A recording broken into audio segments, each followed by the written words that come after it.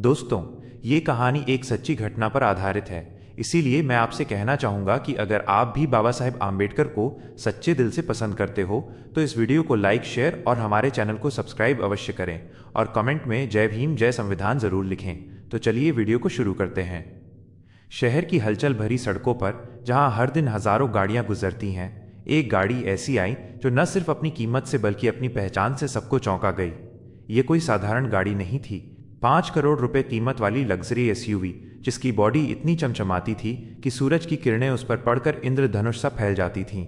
VIP number plate, customised alloy wheels और interior जो किसी 5 सितारा होटल के स्वीट से कम नहीं लगता था।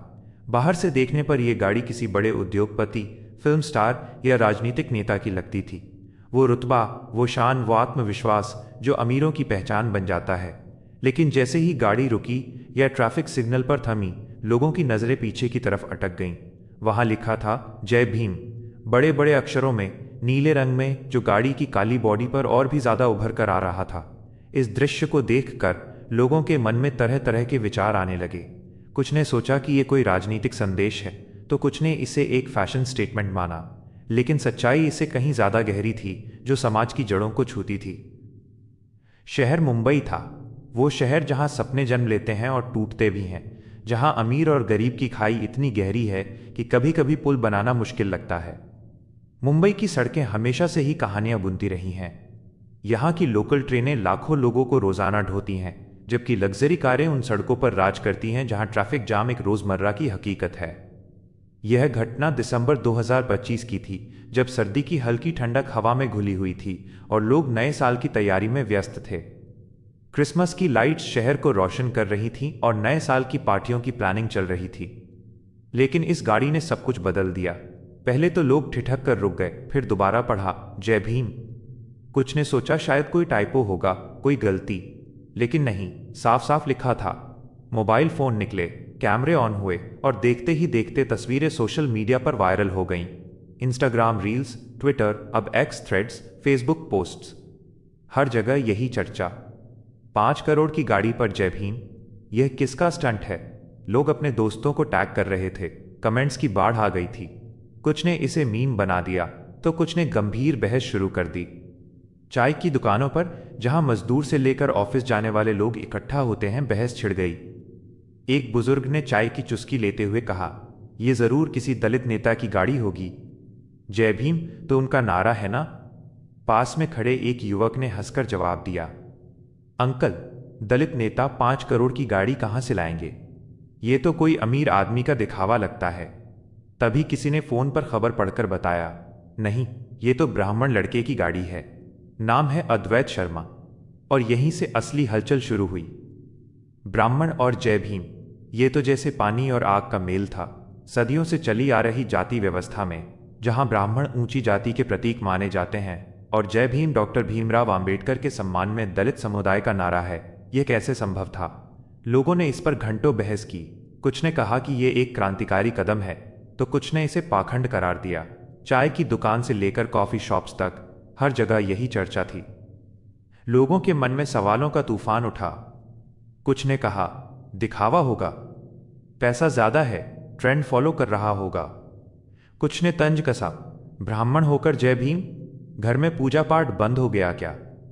लेकिन सबसे बड़ा सवाल था, अगर जय भीम लिखवाया है तो नीला झंडा क्यों नहीं लगाया? नीला झंडा, जो आम्बेडकरवादी आंदोलन का प्रतीक है, जो समानता और संघर्ष की याद दिलाता है। गाड़ी पर सिर्फ शब्द, कोई झंडा नहीं। यह अधूरा क्यों लग रहा था? कुछ यूजर्स ने लिखा, जाति से ऊपर सोच, सराहनीय। तो कुछ ने कमेंट किया, बिना नीले झंडे के जय भीम सिर्फ फैशन है। सच्चाई क्या है? इन हैशटैग्स ने लाखों व्यूज कमाए और मीडिया हाउस ने इसे कवर करना शुरू कर दिया। न्यूज चैनल्स पर डिबेट्स हुई, जहां एक्सपर्ट्स ने जाति व्यवस्था पर लंबी लंबी बातें की। अद्वैत शर्मा, ये नाम अब हर जुबान पर था। वो कौन था? शहर के एक प्रतिष्ठित ब्राह्मण परिवार से, जहां पीढ़ियों से वेद, पुराण, संस्कार और परंपराओं का बोलबाला था। उसके दादा परदादा पंडित थे, जो मंदिरों में पूजा कराते थे और समाज में सम्मान की नज़र से देखे जाते थे। उसके दादा पंडित रामनाथ शर्मा मुंबई के प्रसिद्ध सिद्धिविनायक मंदिर में सालों तक पूजा कराते रहे। वे हर त्योहार पर भजन कीर्तन आयोजित करते और लोग उनके ज्ञान की वजह से उन्हें गुरु मानते। परदादा तो और भी आगे थे। वे संस्कृत के विद्वान थे और कई किताबें लिख चुके थे। परिवार की जड़ें उत्तर भारत से थीं, लेकिन कारोबार की वजह से मुंबई में बस गए थे। पिता राजेश शर्मा एक बड़े व्यापारी थे। रियल एस्टेट, स्टॉक मार्केट और इंपोर्ट एक्सपोर्ट का साम्राज्य। उन्होंने छोटे से शुरू करके अरबों की कंपनी खड़ी की थी। वे हर सुबह पूजा करते और परिवार को धार्मिक मूल्यों से जोड़े रखते। माँ सरिता शर्मा धार्मिक आयोजनों की आयोजक, जो हर साल दिवाली पर पूजा कराती और गरीबों को दान देती। वे महिलाओं के ग्रुप में सक्रिय थीं, जहां वे गीता पाठ कराती और सामाजिक कार्य करती। अद्वैत का जन्म ऐसे घर में हुआ जहां सुबह उठते ही मंत्रों की ध्वनि गूंजती थी और शाम को आरती की थाली सजती थी। बचपन से उसे संस्कृत सिखाया गया, गीता के श्लोक रटाए गए और बताया गया कि ब्राह्मण होना एक जिम्मेदारी है, ज्ञान बांटने की, समाज को दिशा देने की। परिवार की हर दीवार पर धार्मिक चित्र लगे थे और घर में हमेशा अगरबत्ती की खुशबू फैली रहती। लेकिन अद्वैत की जिंदगी सिर्फ परंपराओं तक सीमित नहीं रही। वो महंगे प्राइवेट स्कूलों में पढ़ा, जहां उसके क्लासमेट्स दुनिया भर से आते थे। स्कूल का नाम था सेंट जेवियर्स इंटरनेशनल, जहां अमीर घरानों के बच्चे पढ़ते थे। वहां की शिक्षा विश्व स्तर की थी, जहां सिर्फ किताबी ज्ञान नहीं बल्कि जीवन जीने भी सिखाई जाती थी। स्कूल में वो टॉपर था, स्पोर्ट्स में कैप्टन और डिबेट में चैंपियन। वो क्रिकेट टीम का कप्तान था और कई ट्रॉफियां जीती थीं। डिबेट में वो हमेशा सामाजिक मुद्दों पर बोलता, लेकिन तब जाति पर ज्यादा ध्यान नहीं देता था। फिर विदेश, अमेरिका की एक टॉप यूनिवर्सिटी में MBA, हार्वर्ड बिजनेस स्कूल, जहां दुनिया के सबसे होनहार छात्र आते हैं। वहां की पढ़ाई ने उसे बिजनेस की बारीकियां सिखाईं, नेटवर्किंग का महत्व समझाया। वहां से लौटकर उसने पिता का बिजनेस संभाला और उसे नई ऊंचाइयों पर पहुंचाया। 28 साल की उम्र में करोड़ों का साम्राज्य, स्टार्टअप्स, इन्वेस्टमेंट्स और चैरिटी फाउंडेशंस। उसने टेक स्टार्टअप्स में निवेश किया जो AI और सस्टेनेबल एनर्जी पर काम करते थे। बाहर से देखने पर उसकी जिंदगी परफेक्ट थी। लग्जरी कारें, private jet trips, celebrity friends. वो बॉलीवुड पार्टियों में जाता, लेकिन हमेशा संयमित रहता। लेकिन भीतर कुछ टूट रहा था, कुछ सवाल उठ रहे थे जो उसे रातों में सोने नहीं दे रहे थे। वो अक्सर अकेले में सोचता कि ये सब क्यों, किसके लिए, ये सब कैसे शुरू हुआ। कॉलेज के दिनों से अमेरिका में पढ़ाई के दौरान अद्वैत की दोस्ती कुछ ऐसे छात्रों से हुई जो आरक्षित वर्ग से आते थे। एक था राजू, जो भारत के एक छोटे गांव से आया था, जहां उसके परिवार को सदियों से भेदभाव का सामना करना पड़ा था। राजू का गांव महाराष्ट्र के एक दूर दराज इलाके में था, जहां दलित समुदाय के लोग खेती करते थे, लेकिन जमीन पर उनका हक नहीं था। शुरुआत में दोस्ती सामान्य थी, क्लास में साथ बैठना, प्रोजेक्ट्स पर काम करना, कैफेटेरिया में हंसी मजाक। अद्वैत को लगता था कि सब बराबर हैं, कोई फर्क नहीं। वो राजू को अपने रूम में बुलाता, साथ खाना खाते। लेकिन एक दिन लाइब्रेरी में बैठे हुए राजू ने उसे डॉक्टर भीमराव आम्बेडकर की किताब एनिहिलेशन ऑफ कास्ट, जाति का विनाश दी। अद्वैत ने जिज्ञासा में पढ़ना शुरू किया। पहले पन्ने से ही उसके मन में उथल पुथल मच गई। किताब में वर्णित जाति व्यवस्था की जड़ें, मनुस्मृति के नियम और दलितों पर सदियों से हो रहे अत्याचार, ये सब उसके लिए नया था। घर में तो उसे बताया गया था कि जाति एक प्राकृतिक व्यवस्था है, लेकिन यहाँ सब कुछ उल्टा लग रहा था। वो किताब को रात रात भर पढ़ता, नोट्स बनाता। धीरे धीरे वो जिज्ञासा बेचैनी में बदल गई। अद्वैत रातों को किताबें पढ़ता, डॉक्यूमेंट्री देखता। वो दलित हिस्ट्री पर YouTube वीडियोस देखता, किताबें ऑर्डर करता। उसे समझ आने लगा कि जिन सुविधाओं को वो नॉर्मल मानता आया है, अच्छा स्कूल, बेहतर जॉब अपॉर्चुनिटीज, समाज में सम्मान, वे सबके लिए नॉर्मल नहीं हैं। एक दिन राजू ने उसे अपनी कहानी सुनाई, कैसे उसके गांव में दलितों को मंदिर में घुसने नहीं दिया जाता, कैसे स्कूल में उन्हें अलग बैठाया जाता और कैसे आरक्षण के बावजूद भेदभाव जारी है। राजू ने बताया कि उसके पिता को एक बार गांव के ऊंची जाति के लोगों ने पीटा क्योंकि उन्होंने कुएं से पानी लिया था। अद्वैत ने पूछा, तुम्हें कभी गुस्सा नहीं आता? राजू ने मुस्कुराकर कहा, गुस्सा तो आता है, लेकिन बाबा साहेब ने सिखाया है, पढ़ो, आगे बढ़ो और लड़ो। उस रात अद्वैत सो नहीं सका। वो अपने कमरे में घूमता रहा, सोचता रहा कि कैसे वो इस सब से अनजान रहा। उसे एहसास हुआ कि समाज में सम्मान, अवसर और आवाज सब बराबर नहीं बटे हैं। वह अपने विशेषाधिकारों पर सोचने लगा कि कैसे ब्राह्मण होने की वजह से उसे बिना मेहनत के सम्मान मिलता है। फिर एक घटना ने सब बदल दिया। कॉलेज में एक डिबेट थी। टॉपिक आरक्षण, जरूरत या अन्याय। अद्वैत ने शुरुआत में जनरल कैटेगरी की तरफ से बोला कि मेरिट पर सब होना चाहिए। वह तर्क देता रहा कि आरक्षण से योग्य लोग पीछे रह जाते हैं। लेकिन डिबेट के दौरान एक दलित छात्रा ने अपनी कहानी शेयर की। उसका नाम था मीरा, जो एक छोटे शहर से आई थी। उसने बताया कैसे उसके पिता को नौकरी से निकाल दिया गया क्योंकि वो नीची जाति का था, कैसे उसे स्कॉलरशिप के लिए संघर्ष करना पड़ा। मीरा की आंखों में आंसू थे जब उसने कहा कि आरक्षण उसके जैसे लोगों के लिए जीवन रेखा है। उसकी आंखों में दर्द देखकर अद्वैत चुप हो गया। वो अपनी स्पीच बीच में छोड़ दिया। डिबेट खत्म होने के बाद वो मीरा से मिला और माफी मांगी। मैंने कभी सोचा नहीं था, उसने कहा। मीरा ने मुस्कुराकर कहा, अब सोचो और बदलो। उस दिन से अद्वैत की सोच बदलने लगी। वो पूजा छोड़कर सवालों की ओर बढ़ा। घर की लाइब्रेरी में गीता के साथ साथ संविधान की कॉपी रखी। वो डॉक्टर अंबेडकर की जीवनी पढ़ता, उनके भाषण सुनता। वो अंबेडकर के जीवन पर डॉक्यूमेंट्री देखता, जैसे doctor Ambedkar the untold story. एक दिन उसके एक दोस्त ने कहा, तुम ब्राह्मण हो, तुम्हें ये सब समझने की जरूरत नहीं, तुम्हारी जिंदगी परफेक्ट है। उस वाक्य ने अद्वैत को अंदर तक हिला दिया। वो पहली बार सोचने लगा, अगर मैं चुप रहा तो मैं भी उसी अन्याय का हिस्सा हूं। वो अपने दोस्तों से बहस करता कि जाति व्यवस्था गलत है, इसे खत्म करना चाहिए। लौटकर भारत आया तो अद्वैत ने अपने बिजनेस में बदलाव लाना शुरू किया। वो आरक्षित वर्ग के युवाओं को ट्रेनिंग देता, स्कॉलरशिप्स देता। उसने अपनी कंपनी में डाइवर्सिटी पॉलिसी लागू की, जहां आरक्षित कैटेगरी से ज्यादा हायरिंग की जाती।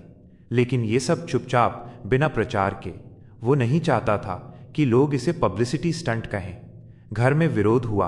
पिता ने कहा, हम ब्राह्मण हैं, हमारी पहचान अलग है, तुम्हारी ये नई विचारधाराएं परिवार को बर्बाद कर देंगी।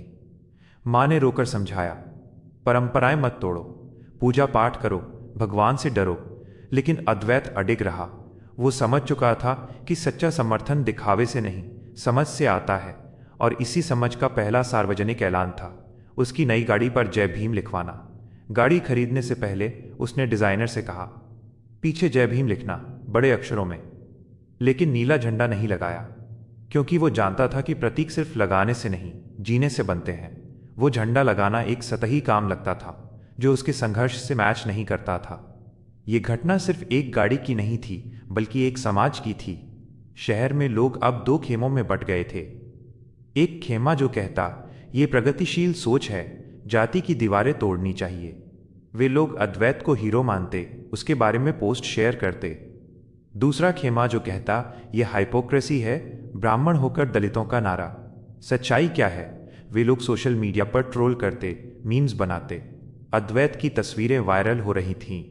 वो सूट बूट में गाड़ी के पास खड़ा, मुस्कुराता हुआ, लेकिन उसके चेहरे पर कोई घमंड नहीं, सिर्फ शांति। लोग पूछते, क्यों किया ये? जवाब में वो कहता, क्योंकि मैं इंसान हूं और इंसानियत से ऊपर कुछ नहीं। लेकिन वो ज्यादा बोलता नहीं, बस अपने काम से जवाब देता। अब बात करते हैं उस शहर की जहां ये सब हुआ। मुंबई, सपनों का शहर, लेकिन असमानता का भी। यहां बॉलीवुड की चकाचौंध है, लेकिन झोपड़पट्टियां भी। अमीरों की हाई राइज बिल्डिंग्स और गरीबों की सड़कें। मुंबई की आबादी करोड़ों में है, जहां हर दिन लाखों लोग काम की तलाश में आते हैं। अद्वैत का घर दक्षिण मुंबई में था, जहां हर इंच जमीन करोड़ों की है। कुलाबा इलाका, जहां लग्जरी अपार्टमेंट्स हैं, समुद्र का नज़ारा है। लेकिन वो अक्सर शहर के दूसरे हिस्सों में जाता, धारावी की गलियों में, जहां दलित समुदाय के लोग रहते हैं। धारावी एशिया की सबसे बड़ी स्लम है, जहां लाखों लोग रहते हैं, काम करते हैं। वहां वो देखता कैसे लोग संघर्ष करते हैं, लेकिन हार नहीं मानते। एक बार वो एक स्कूल गया जहां दलित बच्चे पढ़ते थे। स्कूल छोटा सा था, लेकिन बच्चों की आंखों में सपने थे। बच्चों ने पूछा, अंकल आप ब्राह्मण हैं, फिर जय भीम क्यों? अद्वैत ने हंसकर कहा, क्योंकि बाबा साहेब सबके हैं, सिर्फ एक जाति के नहीं। उन्होंने संविधान दिया जो सबको बराबर बनाता है। बच्चों ने तालियां बजाईं और अद्वैत ने वहां स्कॉलरशिप प्रोग्राम शुरू किया। यह कहानी सिर्फ अद्वैत की नहीं, बल्कि उन लाखों युवाओं की है जो जाति की जंजीरों से बाहर निकलना चाहते हैं। भारत में जाति व्यवस्था सदियों पुरानी है, जो समाज को बांटती है। डॉक्टर अंबेडकर ने इसके खिलाफ लड़ाई लड़ी, संविधान बनाया। लेकिन आज भी भेदभाव है। अद्वैत जैसे लोग बदलाव ला रहे हैं, लेकिन सवाल वही, नीला झंडा क्यों नहीं? इसका जवाब भाग 2 में मिलेगा, लेकिन पहले समझते हैं अद्वैत की यात्रा को और गहराई से। उसके बचपन से, जब वो मंदिरों में घंटियां बजाता था, से लेकर कॉलेज तक, जहां वो दुनिया देखता था। उसके परिवार की कहानी, जहां परंपराएं जड़े हैं, लेकिन अद्वैत की सोच पंख फैला रही है। अद्वैत का बचपन एक ऐसा समय जब सब कुछ सरल लगता था। घर में सुबह सुबह वेद मंत्र गूंजते, पिता ऑफिस जाते, माँ पूजा करती। अद्वैत को स्कूल भेजा जाता, जहां टीचर कहते, तुम ब्राह्मण हो, तुम में ज्ञान की जन्मजात शक्ति है। लेकिन स्कूल में उसके दोस्त हर जाति से थे। एक बार स्कूल ट्रिप पर एक दलित दोस्त ने अपना टिफिन शेयर नहीं किया, क्योंकि घर में कहा गया है ऊंची जाति वालों से मत खाओ। अद्वैत ने तब नहीं समझा, लेकिन अब वो एहसास करता है कि वो भेदभाव की शुरुआत थी। स्कूल के दिनों में वो हर त्योहार मनाता, दिवाली पर पटाखे फोड़ता, होली पर रंग खेलता। लेकिन धीरे धीरे वो सवाल पूछने लगा, माँ, क्यों कुछ लोग मंदिर में नहीं जा सकते? माँ कहती, बेटा ये परंपरा है। लेकिन अद्वैत संतुष्ट नहीं होता। कॉलेज में प्रवेश। अमेरिका की यूनिवर्सिटी, जहां डाइवर्सिटी का जश्न मनाया जाता है, वहां अद्वैत ने पहली बार ब्लैक लाइव्स मैटर मूवमेंट देखा, जो उसे दलित आंदोलन से जोड़ता लगा। वो प्रोटेस्ट में जाता, स्पीकर सुनता, वो लाइब्रेरी में घंटों बिताता, किताबें पढ़ता। द आउटकास्ट से लेकर डॉक्टर आम्बेडकर की रचनाएं। एक प्रोफेसर ने कहा, जाति भारत की स्लेवरी है। अद्वैत ने बहस की, लेकिन हार गया। वो कहता, ये पुरानी बातें हैं, अब बदलाव आ रहा है। लेकिन प्रोफेसर ने डेटा दिखाया कि आज भी दलितों पर अत्याचार होते हैं। अद्वैत ने रिसर्च किया, रिपोर्ट्स पढ़ी। वो वापस आया और बिजनेस शुरू किया, लेकिन मन में सवाल बने रहे। उसने अपनी कंपनी में इंक्लूसिव पॉलिसी बनाई, जहां हर जाति से लोग हों। गाड़ी खरीदने का फैसला, 5 करोड़ की एसयूवी, जो उसके सफलता का प्रतीक थी। वो शोरूम गया, मॉडल चुना, लेकिन उस पर जय भीम लिखवाना, ये कोई रातों रात का फैसला नहीं था। महीनों की सोच, दोस्तों से चर्चा। राजू ने कहा, भाई मत करो, लोग गलत समझेंगे। लेकिन अद्वैत ने कहा, समझेंगे तो सही, लेकिन चुप रहना गलत है। उसने डिजाइनर से कहा, नीले अक्षरों में लिखो ताकि दूर से दिखे। गाड़ी निकलते ही वायरल हो गई। शहर की प्रतिक्रियाएं, चाय की दुकान से लेकर कॉरपोरेट मीटिंग्स तक। एक बिजनेसमैन ने कहा, यह पब्लिसिटी स्टंट है। लेकिन अद्वैत की चैरिटी वर्क्स देखकर कुछ बदल गए। वो स्कॉलरशिप देता, लेकिन नाम नहीं लेता। उसने एक फाउंडेशन बनाया जो दलित युवाओं को बिजनेस ट्रेनिंग देता। वह सेमिनार आयोजित करता जहां अंबेडकर के विचारों पर चर्चा होती। लेकिन सब चुपचाप। जब अद्वैत ने अपनी गाड़ी पर जय भीम लिखवाया, तो ये कोई ट्रेंड नहीं था। ये कोई सोशल मीडिया का फ्लैशबैक मोमेंट नहीं था, जहां लोग नारे लगाकर लाइक्स और शेयर्स कमाते हैं। ना ही ये कोई राजनीतिक बयान था जो वोटों की होड़ में फेंका गया हो। ये उसके भीतर चल रही वैचारिक यात्रा का सार्वजनिक ऐलान था। एक ऐसी यात्रा जो सालों से चली आ रही थी, जो किताबों के पन्नों से निकलकर उसके दिल की गहराइयों में उतर चुकी थी।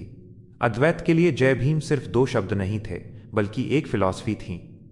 एक ऐसी फिलॉसफी जो बराबरी की नींव पर खड़ी थी, जो इंसानियत को जाति की बेड़ियों से आज़ाद करने का सपना देखती थी। लेकिन इस ऐलान में एक रहस्य था, एक जानबूझकर छोड़ी गई खाली जगह। गाड़ी पर जय भीम लिखा था, लेकिन नीला झंडा नहीं लगाया गया था। वो नीला झंडा जो डॉक्टर भीमराव आम्बेडकर के आंदोलन का प्रतीक है, जो सदियों के संघर्ष की याद दिलाता है, जो खून और आंसुओं से रंगा हुआ है। यह अनुपस्थिति लोगों के मन में सवालों का जंगल उगा रही थी। क्यों? यह अधूरापन क्यों?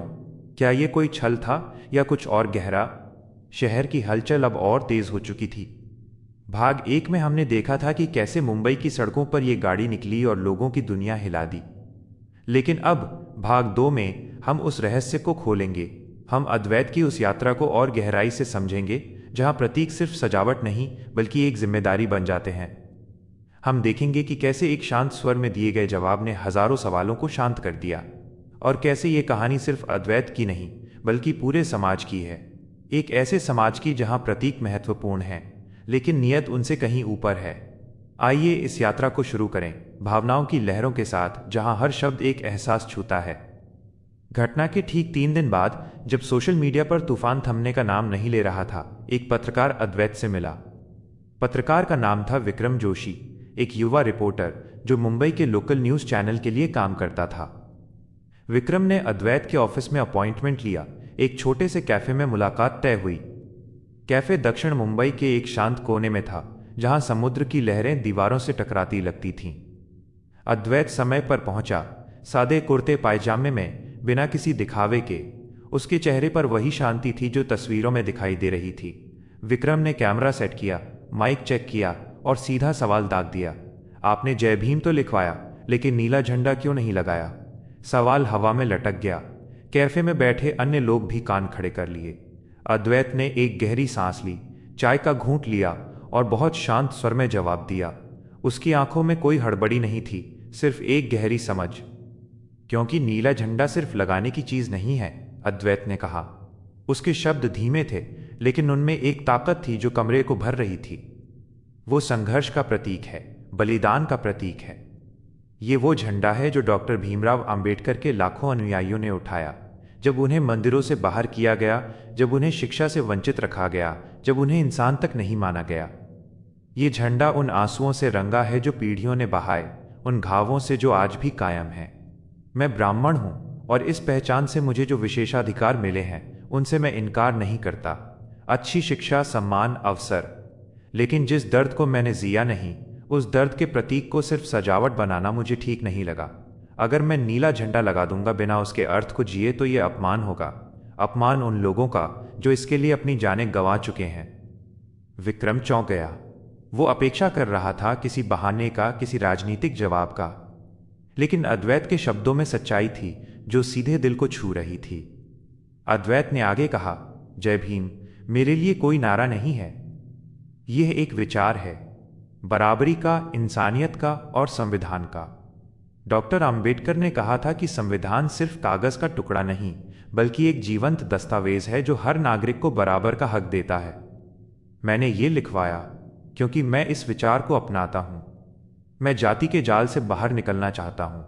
चाहता हूं कि मेरे बच्चे एक ऐसे भारत में जिएं जहां कोई ऊंच नीच न हो। लेकिन प्रतीक लगाना आसान है, उसे जीना मुश्किल। नीला झंडा लगाकर मैं खुद को क्रांतिकारी साबित नहीं कर सकता। इसके बजाय मैं अपने काम से साबित करूंगा। ये इंटरव्यू वायरल हो गया। चैनल पर प्रसारित होते ही व्यूज की बाढ़ आ गई। लोग कमेंट्स में लिखने लगे, ये सच्ची बात है। अंत में नियत मायने रखती है। लेकिन अद्वैत ने स्वीकार किया कि वो ब्राह्मण है और इस पहचान से उसे जो सामाजिक लाभ मिले हैं, उनसे वो इनकार नहीं करता। उसने कहा, मैंने कभी नहीं कहा कि मेरा जीवन आसान नहीं था। मेहनत की है, संघर्ष किया है। लेकिन हाँ, जाति ने मुझे एक प्लेटफॉर्म दिया जो दूसरों को नहीं मिला। अब मेरी जिम्मेदारी है कि मैं उस प्लेटफॉर्म से दूसरों को ऊपर खींचूं। फिर उसने एक और बात कही जो लोगों के दिलों को छू गई।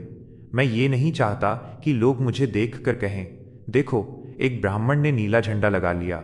मैं चाहता हूं लोग कहें, देखो एक इंसान ने अन्याय के खिलाफ खड़ा होना चुना। एक ऐसा इंसान जो जाति से ऊपर उठकर सोचता है, जो संविधान की रोशनी में चलता है। धीरे धीरे लोगों को समझ आने लगा कि यह मामला प्रतीकों का नहीं, नियत का है। शुरुआत में आलोचना की बौछार हुई थी। सोशल मीडिया पर दलित एक्टिविस्ट्स ने लिखा, ब्राह्मण होकर जय भीम, ये तो वर्चस्व का नया रूप है। कुछ ने कहा, नीला झंडा न लगाकर वो हमारा संघर्ष कमतर आंक रहा है। लेकिन जैसे ही अद्वैत का इंटरव्यू फैला, वही लोग बदलने लगे। एक दलित युवा जिसका नाम था संजय यादव ने एक लंबा थ्रेड लिखा। शुरू में मुझे गुस्सा आया, सोचा ये दिखावा है। लेकिन उसके शब्द सुनकर लगा, कम से कम यह इंसान हमारे संघर्ष को फैशन नहीं बना रहा। वो सच्चाई स्वीकार कर रहा है जो ज्यादातर ऊंची जाति के लोग नहीं करते। संजय का थ्रेड हजारों रीट्वीट्स पा गया। अन्य युवाओं ने भी अपनी कहानियां शेयर की। एक लड़की ने लिखा, मैं दलित हूं और आज पहली बार किसी ब्राह्मण ने मेरा दर्द समझा बिना जिए। यह शुरुआत है। अद्वैत ने इस आलोचना को व्यक्तिगत नहीं लिया। वो जानता था कि बदलाव दर्द के साथ आता है। वह चुपचाप काम करता रहा। उसके प्लेटफॉर्म का इस्तेमाल शिक्षा, स्कॉलरशिप और संविधान जागरूकता के लिए करना शुरू किया। उसकी कंपनी में एक नया डिपार्टमेंट खोला गया, नाम समता फाउंडेशन। यह फाउंडेशन आरक्षित वर्ग के युवाओं को मुफ्त कोचिंग देता, बिजनेस स्किल्स सिखाता। अद्वैत ने खुद सेशन लेना शुरू किया, जहां वो संविधान के अनुच्छेदों पर बात करता। अनुच्छेद 14, वो कहता, समानता का अधिकार। ये सिर्फ कानून नहीं, बल्कि हमारी जिंदगी का आधार है। फाउंडेशन ने मुंबई के झोपड़पट्टियों में वर्कशॉप शुरू किए, जहां 100 बच्चे इकट्ठा होते। अद्वैत वहां जाता, बच्चों से बात करता। एक बार एक बच्चे ने पूछा, अंकल, आप ब्राह्मण हो, फिर यहाँ क्यों? अद्वैत ने मुस्कुराकर कहा, क्योंकि बाबा साहेब ने कहा था, शिक्षित बनो, संगठित रहो, संघर्ष करो। मैं संगठित होने में मदद कर रहा हूं। उसने कभी मंच से जय भीम नहीं चिल्लाया, न रैलियों में, न स्पीच में, लेकिन उसने कई बार चुपचाप अन्याय के खिलाफ आवाज उठाई। एक बार शहर में एक फैक्ट्री में दलित मजदूरों को कम वेतन दिया जा रहा था। अद्वैत ने चुपके से वकीलों को हायर किया, केस लड़ा। मजदूरों को न्याय मिला, लेकिन अद्वैत का नाम कहीं नहीं आया। एक और घटना, जब एक कॉलेज में दलित छात्रा को जातिगत टिप्पणी का सामना करना पड़ा। अद्वैत ने फोन किया, प्रिंसिपल से बात की और छात्रा को स्कॉलरशिप दी। वो चुपचाप काम करता, क्योंकि उसके लिए असली जय भीम काम में थी, नारों में नहीं। आज भी उसकी गाड़ी पर सिर्फ 2 शब्द लिखे हैं, जय भीम। ना कोई झंडा, ना कोई दिखावा, ना कोई प्रचार। दाढ़ी अब भी सड़कों पर दौड़ती है, लेकिन अब लोग इसे देखकर मुस्कुराते हैं। शायद इसी वजह से वो जय भीम ज्यादा गूंजता है, क्योंकि ये सच्चाई से आता है, दिखावे से नहीं। अब इस भाग को और गहराई से समझते हैं। अद्वैत की वैचारिक यात्रा की शुरुआत हम भाग 1 में देख चुके हैं, लेकिन भाग 2 में हम उसके फैसलों की परतें खोलेंगे। नीला झंडा न लगाने का फैसला कोई आकस्मिक नहीं था, यह महीनों की सोच का नतीजा था। अद्वैत ने अपने दोस्त राजू से लंबी बात की थी। राजू, जो अब एक एनजीओ चलाता था, ने कहा, भाई झंडा लगाओ, लोग समझेंगे। लेकिन अद्वैत ने जवाब दिया, समझेंगे क्या? सोचेंगे कि मैं दलित बन गया हूं, लेकिन मैं वही रहूंगा जो हूं, बस सोच बदली है। राजू ने आखिरकार मान लिया। यह फैसला अद्वैत के लिए एक नैतिक चुनाव था। वो जानता था कि प्रतीक शक्तिशाली हैं, लेकिन अगर वे खोखले हों तो वे उल्टा नुकसान करते हैं। डॉक्टर आम्बेडकर ने खुद कहा था, राजनीतिक सुधार के बिना सामाजिक सुधार अधूरा है। अद्वैत के लिए नीला झंडा राजनीतिक प्रतीक था, लेकिन वह सामाजिक बदलाव पर फोकस कर रहा था। इंटरव्यू के बाद की प्रतिक्रियाएं एक तूफान थीं। कुछ ब्राह्मण संगठनों ने विरोध प्रदर्शन किया। वे कहते, ये हमारी परंपराओं का अपमान है, लेकिन अद्वैत ने जवाब नहीं दिया। उसकी मां सरिता शर्मा ने घर में रोया, बेटा, लोग क्या कहेंगे?